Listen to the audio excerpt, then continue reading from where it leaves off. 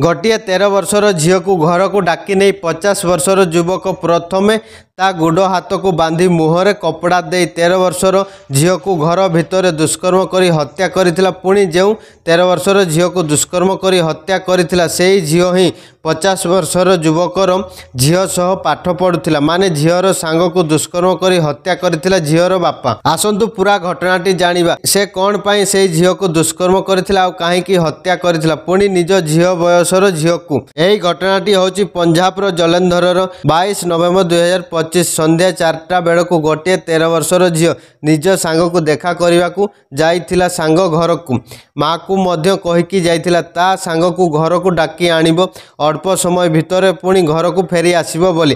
किंतु 13 वर्षर झील जेतेबेले घर को फेरिबा को विलंब हैला तापरे ता माँ निज पुओ को पठेइथिला ता भौणी को डाकी आनिबा पई घर को। तेबेले सेहेजर बापा हरवेंद्र सिंह को पचारिथिला ता भौणी तांको घर को आसीची बोली। सेतेबेले सेहेजर बापा सीधा सीधा मना करि देइथिला ता भाई को पुणी कहिथिला सेहेज तो ता माँ सांगरे लुधियाना जाइछि बोली। धीरे धीरे समय बीतवा सह एही कथा मोहल्ला रे बापी जाइथिला।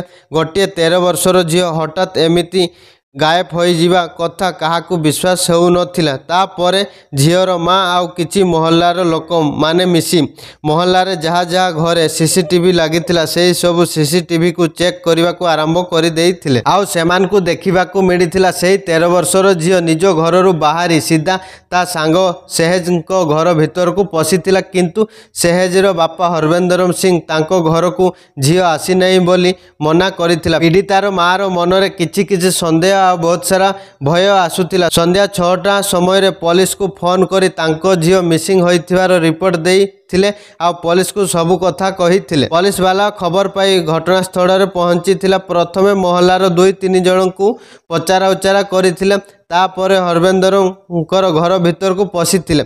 झीवर माँ मीडिया रे कहिबा अनुसार पुलिस वाला हरवेंद्र को घर को छानबीन करने बदल उलटा बेड उपरे बसी चा पीउथिले। बार बार अनुरोध करी कहूथाए पीड़ितार माँ हरवेंद्र सिंह घर को छानबीन करिले काढ़े जदि तांको झील मिल जिवो बोली। हेले पुलिस वाला तांको कथा कई शुणी नथिले। सेतेबेले को राति 10टा समय हो जाइथिला। झील को निखोज हेबार 4 घंटा अधिक समय हो जाइथिबार घर वाला आ मोहल्ला वाला रागी जाई हरवेंद्र घर को प्रथमे बाहर पटरू भंगारुजा करथिले तापरे जोर जबरदस्त करी घर भितर को पशि जाइथिले। घर भितर सबु रूम खोला थिला किंतु बाथरूम रो कबाट रे ताला झुला होइथिला। तापरे मोहल्ला वाला और घर वाला बाथरूम रो ताला को भांगिथिले आ सेमान को देखिबा को मिलिथिला बाथरूम भितर तांकर 13 वर्षर झीवर मला शरीर पड़िछि। झीवर मुह को कपड़ा दे बंद करा जाइथिला आ झीवर बेक को चिपी हत्या करिथिला।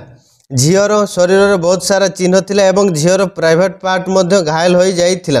यही सब दृश्य देखि समस्ते रागी जाई हरवेंद्र सिंह को पिटामारा करने को आरंभ कर दे आउ ताकू जीवन मारिबा को मध्य चेष्टा करुथिबा समय पुलिस हरवेंद्र सिंह को मोहल्ला वाला पाखरु बंचाइथिला। आपण माने भाबंतु जेतेबेले झीवर माँ पुलिस को कहिथिला हरवेंद्र सिंह रो घर को तलाश करबा पई सेतेबेले पुलिस झीवर माँ रो कथा को सुनी नथिला।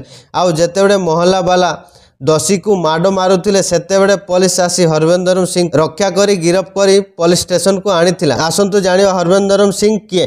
50 वर्षर हरवेंद्र सिंह जलंधर रे MGN पब्लिक स्कूल रो बस ड्राइवर थिला। बड़ झीवर बयस थिला 24 वर्ष आउ सान झीवर बयस थिला 14 रु 15 वर्ष भितर। ता सान झील सांगरे पाठ मध्य पढुथिला आउ एका सांगरे मध्य सांग होउथिले। सेही दिन मध्य सान झील को देखा करबा को आसीथिला किंतु सेही झील को जणा नथिला मो सान झील आउ मो स्त्री लुधियाना जाइथिले मो बड़ झील को देखा करबा पई। मु सेही झील घर भितर बेडरूम को डाकी नेइथिली तापरे ता सांगरे जोर जबरदस्त करबा को आरंभ करि देइथिली। सेही झील जोर जोर पार्टी करुथिबारु मु ता पार्टी रे कपड़ा देई मु ता सांगरे खराब काम करिथिली किंतु सेही झील कष्ट रे छटपट हेउथिबा समय रे मु तार बेक को चिपी सब दिन पई सेही झील निश्वास को बंद कर देइथिली।